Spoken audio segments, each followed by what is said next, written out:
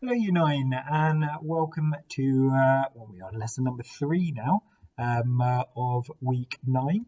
So we have looked this week at antibiotics and painkillers, and yesterday we were looking at discovering drugs.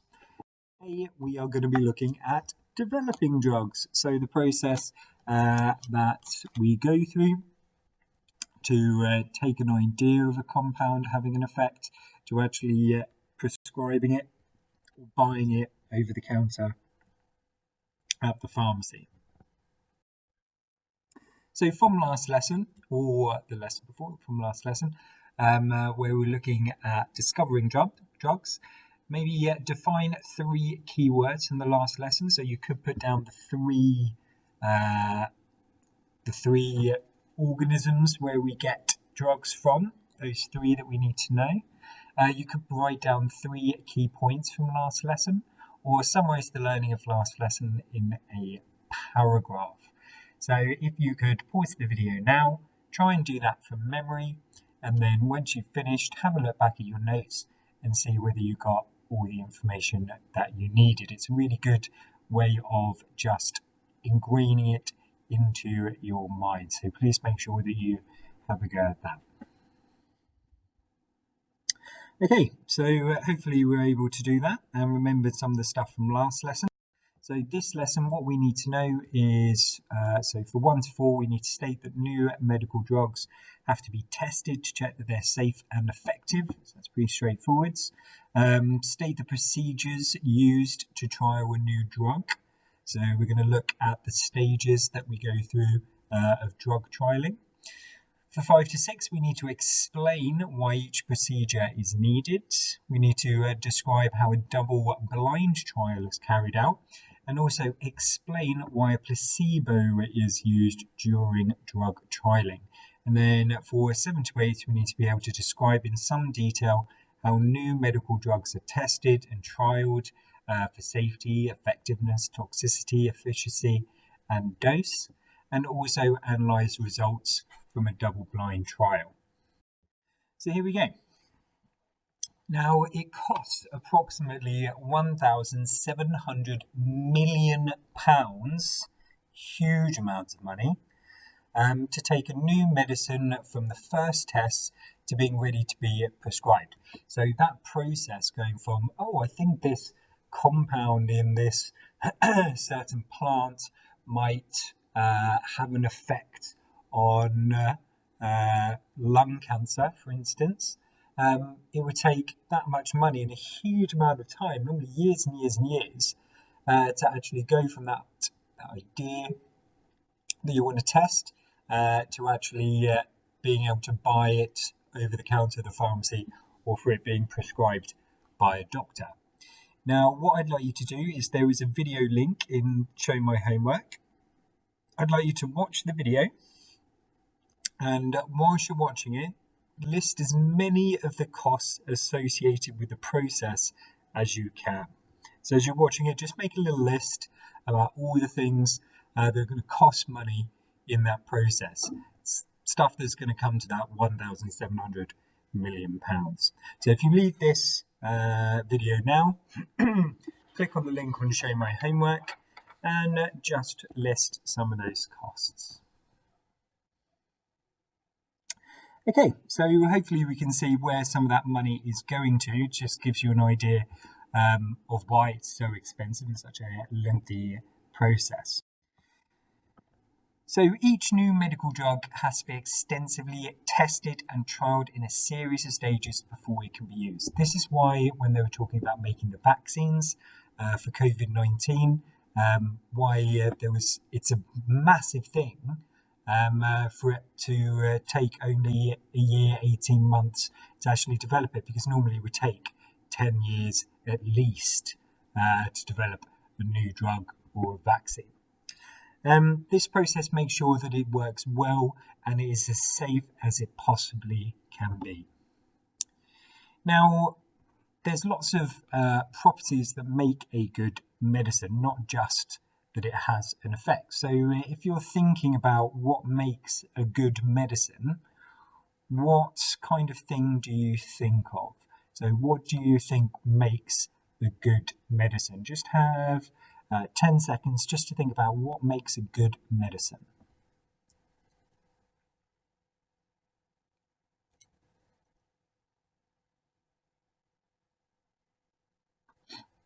Okay, so you might have come up with lots of things, but these are the 4 things that we need to know for the specification. So we want medicines to be effective. Okay, we want them to either treat a disease or prevent a disease or cure a disease. You want it to actually have an effect, which seems like a really, really obvious answer, but it is a big thing that we want a medicine to do. We also want them to be safe. So some of them have got pretty bad side effects. Some of the stronger drugs have pretty bad side effects. But most of the time we want them to be very low toxicity with few side effects. Now, sometimes there are drugs that have got a lot of side effects, and it's thought that it's sort of weighing it up. It's better to take that drug than not take that drug, even with those side effects. We want the drug to be stable.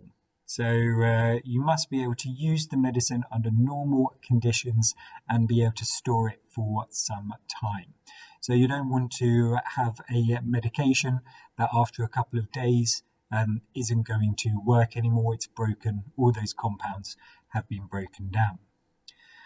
You want it to be successfully taken into the body and also for it to be removed from the body. So there's a lot of thought on how to get it into the body. Is it better as a topical cream? Is it better as a pill, an injection? What's going to be the best way to get it in? But also for your body to be able to clean up afterwards and get rid of that compound. So can we make a note of those 4 main properties of a good medicine? You do not need to copy the sentence after them if you know what it means. But if you were unsure before, then by all means put down a sentence of what it means. It's a lot of means. Apologies. So pause the video now and do that.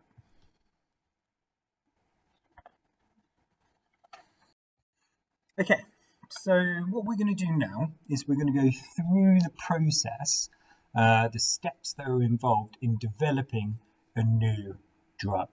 Okay, and there's different stages. We have clinical trials, we have preclinical trials, and we have things like computer models and things like that. They're all involved in the steps of making a new drug. So we're going to go through each of these stages, and I'd like you just to summarize the information from each slide into a sentence or 2. So there will be quite a lot of information. Don't need to know all of it. We just need to get a general overview of what is happening at each point. Okay, so step 1. This is drug discovery and target validation. So basically, this is where a drug company will select a molecule, so it could be a gene or a protein, that they believe is involved in a certain disease. So for instance, if you have a certain protein that is produced that makes you more susceptible to certain cancers, for instance, that's what they would be targeting. Now, what they'll do is they'll actually take thousands and thousands of potential chemicals, and they will test them on that molecule that they've decided on. And then from that, any that show promise, anything that shows that it has an effect on it, will move on to the next one. And quite often this will be whittled down from 5 to 10,000 compounds that could have an effect on it. And it takes a huge amount of time because each one will have to be tested and the results will have to be analysed. So quite often it will take about 4.5 years to go through that initial stage where you're taking thousands of different molecules, different compounds, and seeing if they have an effect on a certain molecule and then selecting just a few hundred. So can you pause the video now? Can you pop step 1, drug discovery and target validation, and in a sentence or 2 sentences, summarize what is on this PowerPoint, on this slide. Okay, pause now. Okay, so we're going to move on now to... Okay, so step 2 is preclinical trials. So this is the stage before the true clinical trials, which involve humans. So in the preclinical trials, we can kind of split it up into two ways of testing the compounds that we took from the last stage, and they're called in vitro and in vivo. Now, you don't need to worry too much about those 2 words, but what it's basically saying is that drug molecules can be tested in test tubes with cell cultures or tissue cultures, things like that, or in vivo can be tested in animal models or directly into living cell cultures. Now, testing on animals is a very important stage, but obviously there are ethical implications involved in it, and whatever your opinion on it is completely entitled, that's fine, but it is something that is done. Now, don't get confused when talking about animal testing, don't get confused with medical testing, which is what we're talking about, as opposed to cosmetic testing on animals, which is very different. That's where you're testing out new shampoos or lotions that will make you look younger, that kind of thing. Well, obviously, people might have a different opinion. Now, there's a word there called efficacy, and that's a very important word. Now, efficacy means producing the desired result. So at this point, we are starting to see whether it's actually having a desired result. That is obviously what is important. But at this point, another really important thing is safety. And the MHRA, the Medicines and Healthcare Regulatory Agency, won't go into human trials unless there's been extensive testing on animals, living tissue cultures and things like that. Now, from the couple of thousand that we had from the last stage, we're now getting it down to between 10 and 20 compounds. And this stage, these preclinical trials, will on average take about 1.5 years. So what I'd like you to do now is pause the video, and if we could put step 2, preclinical trials, which means before the clinical trials, and just a couple of sentences about what is involved in this step. Okay, so pause the video now, please. Okay, so we're now moving from the preclinical trials into the actual clinical trials, and this first one is phase 1 of the clinical trials. Now, the first phase, we're now using humans as our test subjects. So the first phase of human clinical testing involves a relatively small group of healthy people. Now, a lot of people automatically think that we're going to have people that have the disease that we're trying to treat, but actually no, we have healthy people to begin with, and normally they are volunteers. So it's between a dozen or a few dozen healthy volunteers, and it will focus entirely on safety.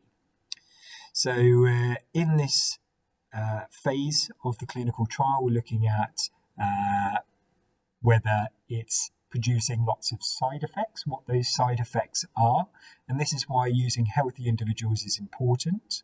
So what are the side effects? How is it absorbed? And how is it taken out of the body? That's quite important. But we're not going to know necessarily whether it's having the desired effect because we're not using people who have that illness.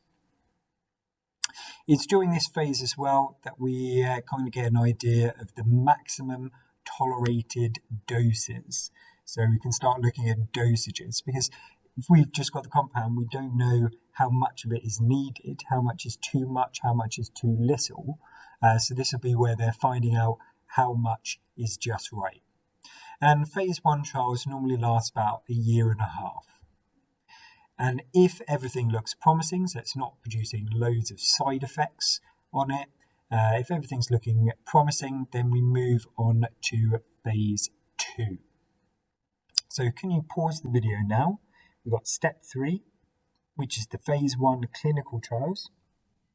And can you put a couple of sentences about what's going on in this phase?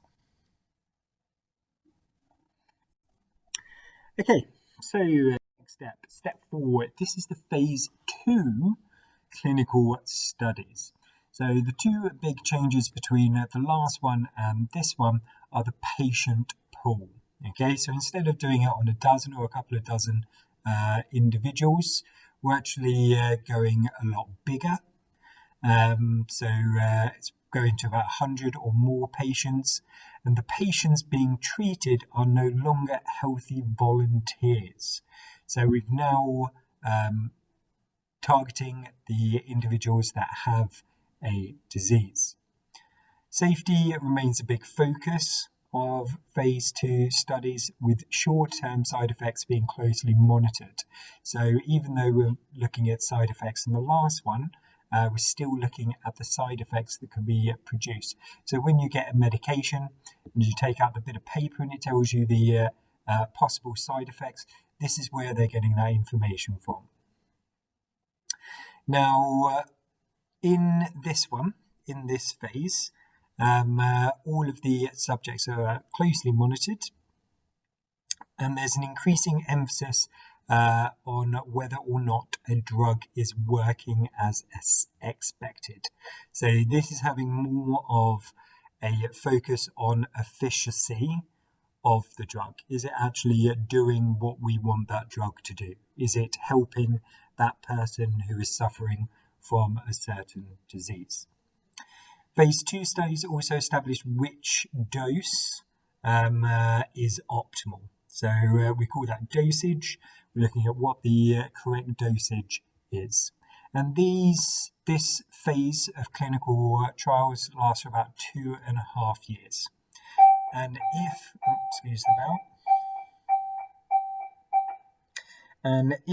they look good and the results are good, it's having an effect, it's not causing loads of side effects, then it will move on to phase 3. So can you pause the video now and put step 4, phase 2 clinical trials, and in a couple of sentences, or you might need a few sentences on this one, summarize what is happening at this stage. Okay, so step 5. This is phase 3, the final phase of clinical studies.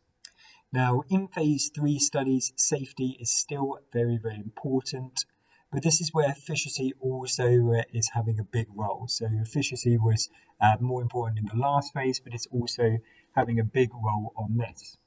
Now, in this section of it, in this phase, it's where they clearly want a defined endpoint. So they want to know whether the drug is a success or whether it's a failure.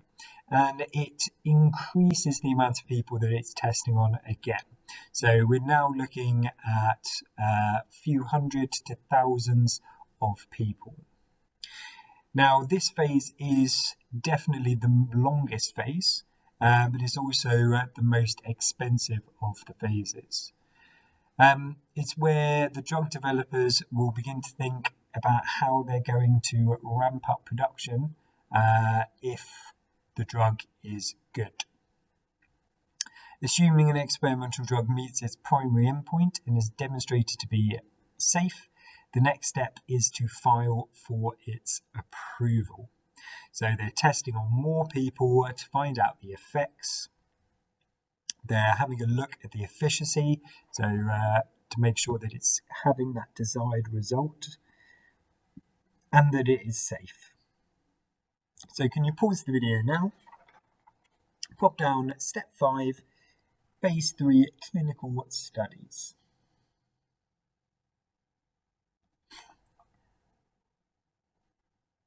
Okay, so the penultimate step 6, this is licensing. So if the drug passes all of the legal tests, so it is safe to use, it's had all the necessary testing, things like that, then you get a license for it, and that means that a doctor is able to prescribe it. And it will constantly be monitored throughout its use. So if you could pause the video and pop step 6 licensing down and what that is.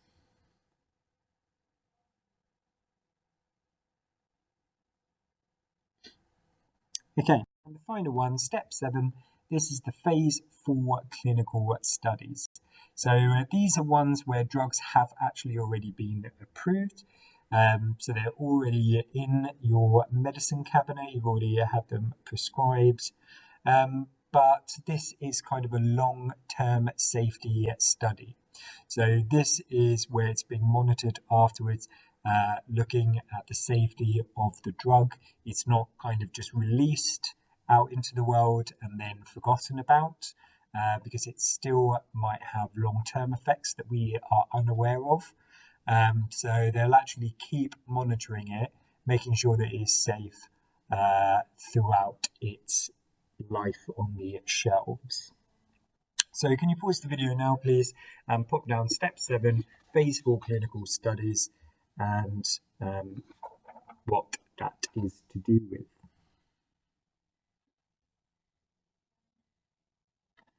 Okay, so what we're going to do now is I'm going to quickly go through some of the main points of those different steps, because there was a lot of information taken, just to make sure that you have got what is really important in those different parts. So number 1, we're looking at preclinical. I know that we did speak about the targeting. That is to get an idea that we're going from thousands of compounds down to just a few tens of compounds. So we need to make sure that we've got preclinical. That's where we're using cells and tissues, animals, and we're looking at the toxicity and a little bit about whether it actually works. In phase 1 of clinical, we're using low doses on a small group of healthy people, and we're mainly checking the side effects. Phase 2 clinical, we've got a larger group and we're testing the effectiveness, the efficacy of the drug. Phase 3, we've got a much larger group and we're confirming the effectiveness or the efficacy and also the dosage. Then the drug is licensed, and then it goes through a phase 4 clinical where it's just ongoing monitoring of the safety of that drug. So make sure you've got those key points in the sentences that you have put for the different stages. Okay, so we mentioned these 3 terms, efficacy, toxicity, and dosage, as we went through those different parts. But we haven't actually put down a definition for them. And these words are incredibly important words that we need to understand when talking about drug development. So can you put down efficacy, toxicity, and dosage if you haven't already done so, and what those 3 words are actually to do with in drug development. So pause the video and do that now, please. Okay, so hopefully we've put about efficacy is producing the desired result, toxicity, how harmful it is to us, and the dosage, how much of it we need for the optimum. Okay, now you don't need to write anything down on this, but this is kind of a good example. It's not obviously good, but it's an example of when clinical trials aren't done well enough. So you might have heard of a drug called thalidomide. And if you mention it to your parents or your grandparents, they might be able to tell you about it. The thalidomide disaster was one of the darkest episodes in pharmaceutical research history. The drug was marketed as a mild sleeping pill, safe even for pregnant women. So a lot of pregnant women were taking thalidomide, thinking that it was okay to use because they were pregnant, as they were pregnant. However, it caused thousands of babies worldwide to be born with malformed limbs. So many children being born with malformed limbs because of this drug. And the damage was revealed in 1962. Before then, every new drug was seen as beneficial, and there was no suspicion and rigorous testing. So before this time, they didn't have these very rigid clinical trials with the different phases. And this is an example of the kind of thing that would happen without it. Okay, so what also happens during the clinical trials is some different types of trials. So we mentioned double-blind trial before, but we didn't say what it was about, and things like placebos. So what I would like you to do is pop down these 3 questions, leave a space in between the questions, and I'm going to put a video link to do with trials on the Show My Homework. And what I'd like you to do is watch that video and answer the 3 questions on here. If any of you do psychology or anything like that, you probably will be familiar with it, or you will be doing it in psychology at some point. It's very interesting how they actually make sure that the drug is having an effect and it's not just people's minds playing tricks on them. So if you could stop this video, log off this, go and Show My Homework, click on the link for trials, double-blind trials, and answer those 3 questions, and then come back. Okay? Right, so hopefully we have seen the video now of trials, types of trials, and we're able to answer those questions. So hopefully for what is a placebo, we've got that it's given to a control group. It looks like the real treatment, but there's no active drug in it. Really important because obviously it allows us that comparison with the control group. The next question was, what is a double-blind trial? That's when the patient and the doctor don't know which patient is getting the real drug or who is getting the placebo. How do they maintain a fair test during a clinical drug trial? By treating the test and the control groups exactly the same. So all of those other variables are controlled, they're treated exactly the same, they think that they're all having the same, but actually one group of them are just having a placebo drug. So hopefully we got that from the video. If not, add it on. It's very interesting how that works and why it is that they do that. It seems quite cruel, not giving people who are affected by a disease an actual drug that might help them, but it is a very important stage of drug trialing. Okay, now I know it says for your notes at the top, but actually you don't need to write all of this down unless you want to. But what I would like you to do is read through and pick the correct word from the bottom that go into those blanks. So if you could pause the video now, read the sentences, pick the words that best fit it.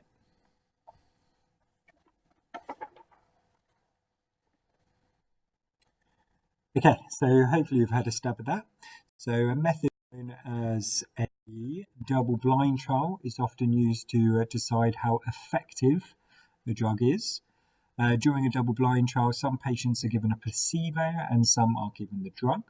Patients are randomly allocated to the different groups. The doctor and the patient don't know who has had the placebo and who has the drug. The patient's health is monitored and the doctor and patients are told at the end of the trial who's been given the placebo and who had the drug. And often the placebo contains a different type of drug so that the patient still receives treatment. So it means that they are taking a drug that will still have an effect, just not a known effect. So hopefully you're able to get all of those and that made sense to you on that part of trialing. Okay, so the last thing that I'd like to finish on is what they do with all that information. So how can we be sure that the drug company's findings are accurate and truthful? How do we know that they're not just publishing information saying that their drug is this wonderful drug that will cure whatever it is that it's trying to cure, so lots and lots of people buy it? And the reason why is, like with all other scientific research, is that it's published in journals, and then other scientists will then scrutinize it, will look at it, and it's been peer reviewed. Okay, so that's a really important stage of science, and it does come up in the specification, and I've seen it in exam questions quite a lot, is that scientists will peer review each other's work. Now, what does peer review actually mean? It's when other scientists working in the same area check the results, making sure that there's no false claims. So if a scientist published in a journal that they have come up with this wonder drug that makes you 20 years younger and has all of these benefits, other scientists will come along, they will test that drug, and they will see whether those claims are true. And that's a really important step in science because it makes sure that what is published, what goes out, is actually as close, as accurate as possible. National bodies such as the National Institute for Clinical Excellence, or NICE, look at published results of drug trials. So this is looking particularly at medical science, and decide which drugs give good value for money and should be prescribed by the NHS.